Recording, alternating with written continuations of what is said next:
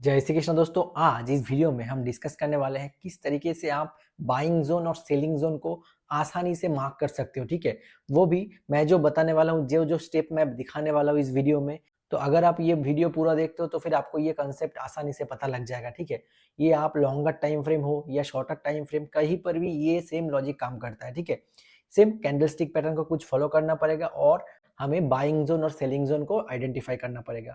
अगर आप यहाँ पर समझ पा रहे हो कि इस जोन में बायर्स का डोमिनेंस ज्यादा है, ठीक है, तो फिर आपको ट्रेड लेने में आसानी होगा। वो किस तरीके से पता लगेगा, वो हमें प्राइस एक्शन देखना पड़ेगा। और उससे पहले हम किस किस चीज को देखते हैं, ठीक है, प्राइस एक्शन में, और उससे पहले हम प्राइस एक्शन में किस चीज को देख के यहाँ पर जोन को आइडेंटिफाई करते हैं, कहाँ से कहाँ तक हम आइडेंटिफाई करेंगे, तो वो हम इस वीडियो में डिस्कस करने वाले हैं। अगर आपको अच्छा लगा वीडियो तो जरूर लाइक कर देना, चैनल को सब्सक्राइब कर लेना।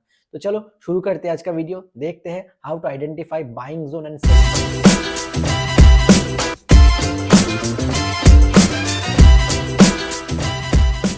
देखो यहाँ पर मैंने एक चार्ट ओपन कर लिया है। ठीक है, तो हम पहले बड़ा टाइम फ्रेम में देखेंगे इसको, तो फिर आपको ज्यादा आसानी होगा समझने में। ठीक है, क्योंकि बड़ा टाइम फ्रेम में अगर कोई सेलिंग जोन है, वहां पर अगर आप शॉर्टर टाइम फ्रेम देखते हो और बाई कर लेते हो ना, तो फिर आप फंस जाओगे वहां पर। तो इसीलिए हमें पहले बड़ा टाइम फ्रेम देखना होगा। वो आप चाहो तो उसमें 1 डे का पहले देखो, ठीक है, उसके बाद आवरली चार्ट को देखो। ठीक है, बाइंग जोन का मतलब क्या है कि जहां पर से बायर्स बाई करना चालू करते हैं। ठीक है, बायर्स किस रेंज पे बाई करना प्रेफर करता है। तो देखो यहाँ पर बायर्स ऊपर की तरफ मार्केट को ले गया, यहाँ पर भी बायर्स ऊपर की तरफ। तो क्यों, देखो इसी जोन को क्यों रिस्पेक्ट कर रहा है, तो क्यों ऐसा होता है, हमें किस तरीके से पता लगेगा कि हम यहाँ पर बाइंग ट्रेड ले या फिर सेलिंग ट्रेड ले। ठीक है, देखो पहले हम देखते हैं यहाँ पर बाइंग जोन हम किस तरीके से मार्क करें। ठीक है, देखो यहाँ पर मार्केट में शार्प सेलिंग हुआ, तो यहाँ पर देखो हमें अभी क्या देखना है। देखो ये जो बियरिश कैंडल है ना, ये बियरिश कैंडल को बुलिश कैंडलस्टिक ने देखो यहाँ पर क्या किया, यहाँ पर ब्रेकआउट कर चुका है। ठीक है, यानी कि देखो ये बियरिश मारुबुजू का जो पावर है, इसने यहाँ से बाइंग फिर से स्टार्ट हुआ और उसके बाद देखो मार्केट ऊपर की तरफ गया। तो अभी हम शॉर्टर टाइम फ्रेम के लिए यहाँ पर क्या करेंगे, ये जो कैंडलस्टिक है ना, जहां से बायर्स एक्टिव हुआ है, तो इस जोन को हम मार्क कर लेंगे। ठीक है, क्योंकि ये एक इंपॉर्टेंट जोन होने वाला है। अगर फिर से मार्केट इसी जोन में आता है, ठीक है, तो फिर यहाँ से मार्केट में रिवर्सल हो सकता है। तो हमें किस तरीके से पता लगेगा ये बात, यहाँ पर हम पहले एक बाइंग जोन क्रिएट कर लेते हैं। देखो ये बायर्स का जो वीक है, कहाँ से कहाँ तक, इस जोन से यहाँ तक। ठीक है, तो हमने पहले इस जोन को मार्क कर लेना है, ये वीक को छोड़ के। ठीक है, देखो यहाँ पर जो वीक बना है, तो इस वीक को हम छोड़ देंगे। ठीक है, ये जो वीक है इसको हम छोड़ देंगे, हम बॉडी तक ही लेंगे, क्योंकि देखो बायर्स का जो डोमिनेंस है यहाँ से इस जोन तक।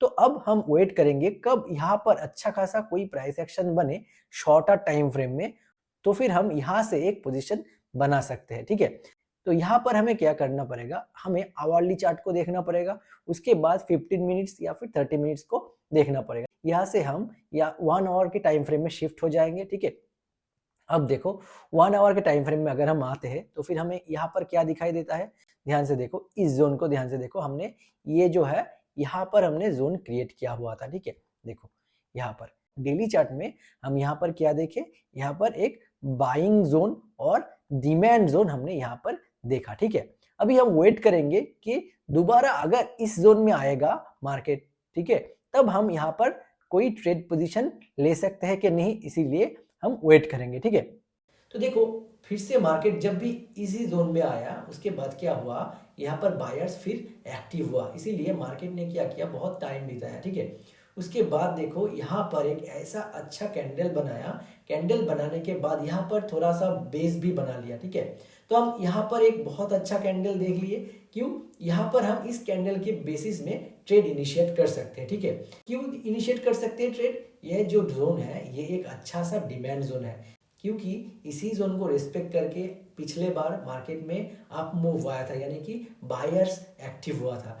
तो अभी हम यहाँ पर अपॉर्चुनिटी ढूंढेंगे कि ये कहाँ पर इस तरीके का कोई कैंडलस्टिक पैटर्न बनता है कि नहीं। ठीक है, ये मारुबुजू कैंडल है, यानी कि देखो ये मारुबुजू कैंडल, उसके बाद बेस, उसके बाद देखो सॉलिड मारुबुजू कैंडल। ठीक है, तो हम क्या कर सकते हैं, हम इसी जोन में अगर इस तरीके का अच्छा खासा कोई प्राइस एक्शन वाला कैंडल बनता है, बुलिश एनगल्फिंग हो, बुलिश मारुबुजू कैंडल स्टिक हो, मैंने जो बताया अगला वीडियो में आप जरूर देख लेना।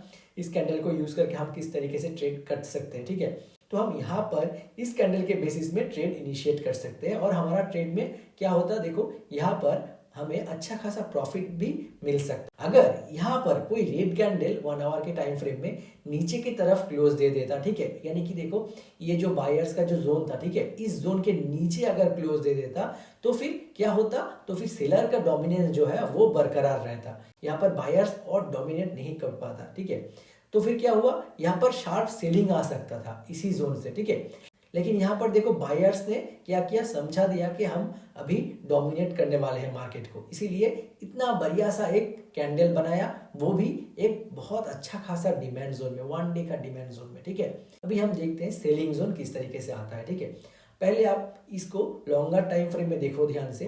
अगर हम इसको इस तरीके से देखते हैं तो फिर देखो ये जो एक जोन है ये एक बाइंग जोन है, ठीक है, यानी कि सपोर्ट है, ठीक है। उसके बाद देखो यहाँ पर ऊपर से लेके नीचे तक एक ट्रेंड लाइन भी आ रहा है। देखो इस पॉइंट को हम अगर ज्वाइन करते हैं, ठीक है, यहाँ से लेके यहाँ तक, देखो यहाँ पर से एक बार मार्केट नीचे की तरफ आया, सेम देखो इस जोन से भी मार्केट एक बार रेजिस्टेंस लेके नीचे की तरफ आया, फिर देखो इस जोन में फिर से गया, उसके बाद रेजिस्टेंस लेके नीचे की तरफ। देखो ये जो ट्रेंड लाइन है इसमें बार बार रेजिस्टेंस लेके मार्केट नीचे की तरफ आता है, ठीक है।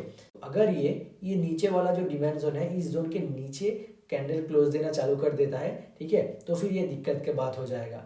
लेकिन अगर ये ट्रेंड लाइन के ऊपर ब्रेकआउट कर देता है, यानी कि मान लो यहाँ से लेके ऊपर की तरफ ब्रेकआउट कर देता है, ठीक है, तो फिर हमें क्या करना होगा, हमें वहां पर ट्रेंड चेंज होते हुए दिखाई देगा, ठीक है, यानी कि तब ये जो ट्रेंड लाइन बनेगा ये ट्रेंड लाइन सपोर्ट की तरह काम करेगा, ठीक है। यानी कि अब तब यहाँ पर अगर मार्केट आया फिर से, तो अब यहाँ पर फिर से बायर्स एक्टिव होगा और मार्केट को फिर से ऊपर की तरफ ले जाने का कोशिश करेगा, ठीक है। यानी कि मार्केट में ऊपर की तरफ मोमेंटम आ सकता है अगर ऊपर की तरफ इसने ब्रेकआउट कर दिया तो यहाँ पर हम इसको डिलीट कर देते हैं, ठीक है, रिमूव ड्राइंग्स।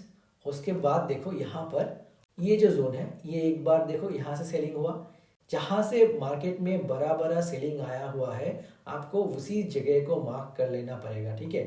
मान लो इस जोन में देखो यहाँ से लेके यहाँ तक सेलिंग हुआ, सेम देखो यहाँ पर भी एक सेलिंग आया, सेम देखो यहाँ पर भी एक सेलिंग आया, नीचे की तरफ हुआ, तो फिर यहाँ पर बहुत शार्प एक सेलिंग हुआ है, ठीक है। तो इस जोन को फिर से मार्केट क्या कर सकता है, रिस्पेक्ट कर सकता है, तो फिर हमें यहाँ पर इस कैंडल को मार्क कर लेना पड़ेगा। देखो कहाँ से कहाँ तक मार्क करेंगे ये बहुत इंपॉर्टेंट है, देख लेना, ठीक है। देखो ये जो कैंडल का जो ऊपर का वीक है इस वीक से लेके सेलिंग कहाँ से कहाँ तक आया हुआ है, देखो यहाँ से लेके ये जो कैंडल है ये रेड कैंडल, इस रेड कैंडल को हम पकड़ेंगे, ठीक है।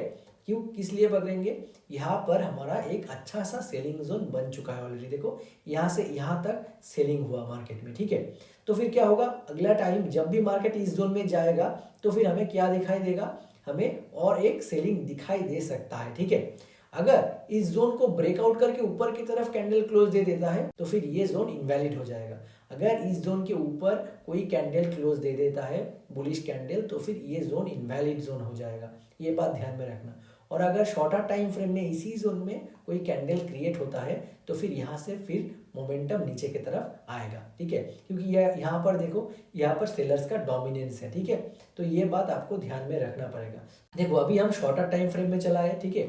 उसके बाद हम क्या देखेंगे, उसके बाद हम यहाँ पर क्या देखेंगे, देखो ये जो जोन था मैंने मार्क किया हुआ था, ठीक है, यहाँ से एक बार सेलिंग आया था, ठीक है। तो ये जोन हमारा इंपॉर्टेंट जोन बना हुआ था, ठीक है। तो देखो यहाँ पर इस जोन से मार्केट में सेलिंग आया हुआ था, डबल टॉप बन के यहाँ पर स्ट्रॉन्ग सेलिंग हुआ, ठीक है। सेम जोन में देखो यहाँ पर भी डबल टॉप बनने के बाद यहाँ पर ब्रेक डाउन हुआ और नीचे की तरफ मार्केट आया, ठीक है। अभी देखो अभी हम इस जोन में देखते हैं यहाँ पर फिर से क्या हुआ, देखो यहाँ पर भी सेम यहाँ से लेके बाहर तक ऊपर तक गया, लेकिन इस जोन को क्या ब्रेकआउट कर पाया, नहीं कर पाया, और नीचे की तरफ ये क्या, देखो फिर से मार्केट ने क्या किया, सेम इसी जोन में आया, इसी जोन में आके देखो यहाँ से मार्केट नीचे की तरफ जाने का कोशिश किया, ठीक है। उसके बाद देखो फिर से इसी जोन में आया, आके सेलर्स फिर से एक्टिव हुआ और नीचे की तरफ चला आया, ठीक है। तो देख रहे हो इतना लॉन्गर टाइम फ्रेम में ये इस जोन को किस तरीके से रिस्पेक्ट कर रहा है। अगर आपको ये नॉलेज नहीं है तो आप क्या करोगे, आप यहाँ पर बाइंग कर लोगे। तो फिर बाई करने से आपको क्या होगा, आप अगर मान लो यहाँ पर आप बाई कर लेते हो, ठीक है, उसके बाद आपका पूरा लॉस हो सकता है। तो इसीलिए हमें इस जोन में कभी भी सेलिंग जोन में बाइंग का पोजीशन नहीं बनाना होता है, ठीक है। देखो पहले हमें इस जोन में वेट करना होता है, अच्छा खासा प्राइस एक्शन देखना पड़ता है, ठीक है। अगर वो बुलिश मारुबुजू कैंडल होता है या फिर हैमर कैंडलस्टिक पैटर्न होता है या फिर एनगल्फिंग कोई कैंडलस्टिक पैटर्न होता है, तो फिर हमें यहाँ पर ट्रेड में एंट्री ले लेना होता है। लेकिन इस जोन में कुछ नहीं करना होता है। अगर हम इस जोन में कोई बियरिश कैंडल देखते हैं तो फिर हम सेलिंग साइड में ट्रेड जरूर ले सकते हैं, लेकिन अगेंस्ट में हम ट्रेड नहीं ले सकते, ठीक है। क्यों? क्योंकि ये सेलिंग जोन है, ठीक है। यहाँ पर क्योंकि ये जो जोन है ये सेलिंग जोन है, यहाँ पर हम सेलिंग साइड का ट्रेड ले सकते हैं, कभी भी बाइंग साइड का ट्रेड नहीं ले सकते, ठीक है। सेम तरीके से अगर बाइंग जोन में भी ऐसा कैंडल बना कि हम वहां पर सेलिंग का ट्रेड ले लिए, ठीक है, तो फिर क्या होगा, मार्केट बाइंग की तरफ चला जाएगा, हमें लॉस हो जाएगा, ठीक है। इसीलिए हमें जोन को पहले रिस्पेक्ट करना पड़ेगा हमारा प्राइस एक्शन के हिसाब से, ठीक है। वहां पर हम प्राइस एक्शन को फॉलो करके तब हम ट्रेड में एंट्री ले सकते हैं, अदरवाइज नहीं। तो देखो इस जोन में कितना बार सेलिंग आया हुआ है, देखो यहाँ से यहाँ तक एक बार सेलिंग, यहाँ से एक बार यहाँ तक सेलिंग, यहाँ से भी एक बार सेलिंग आया। सेम तरीके से देखो, यानी कि ये जो है ये एक स्ट्रॉन्ग सेलिंग जोन है, जहाँ से मार्केट ने बार बार, अगर हम इसमें लॉन्गर टाइम फ्रेम फॉलो करते तो फिर इस जोन को आइडेंटिफाई इजीली कर सकते, ठीक है। क्योंकि ये एक पहले बाइंग जोन था जो कि सेलिंग जोन में कन्वर्ट हो चुका। क्यों? देखो यहाँ पर जो ब्रेकडाउन मिला ना इसका, देखो इस जोन को यहाँ पर जो ब्रेकडाउन मिला, ब्रेकडाउन के बाद देखो यहाँ पर शार्प सेलिंग, ठीक है। तो ये जो बाइंग जोन था अगले टाइम में क्या करेगा, ये सेलिंग जोन की तरह काम करेगा, ठीक है। क्योंकि यहाँ पर बायर्स तो वीक हो गए, उसके बाद देखो यहाँ पर इसने क्या किया, सेलिंग जोन की तरह काम किया। देखो यहाँ पर गया मार्केट सेल होके नीचे की तरफ, सेम देखो यहाँ पर मार्केट गया सेल होके नीचे की तरफ, सेम यहाँ पर मार्केट गया सेल होके नीचे की तरफ। यहाँ पर देखो बायर स्ट्रॉन्ग था, ठीक है, यहाँ पर बेस बनाया, उसके बाद फिर से रैली दिया और उससे पहले वाला जो सेलिंग जोन था उसी जोन तक गया, उसके बाद फिर से देखो इस जोन को सपोर्ट लेके ऊपर की तरफ जाने का कोशिश किया, लेकिन फिर से यहाँ से सेलिंग नीचे की तरफ आ गया। तो इसी तरीके से मार्केट में चलता है साइकोलॉजी, ठीक है। बायर्स और सेलर्स का फाइट ऑलवेज चलता है। तो अगर आपको यहाँ पर मैंने जो बताया आपको अगर समझ में आया तो फिर जरूर एक लाइक कर देना और चैनल को सब्सक्राइब कर लेना। तो आशा करता हूँ आपको बाइंग जोन और डिमांड जोन किस तरीके से मार्क करना होता है, क्या क्या चीज़ देखना पड़ता है, ये आपको पता लग गया।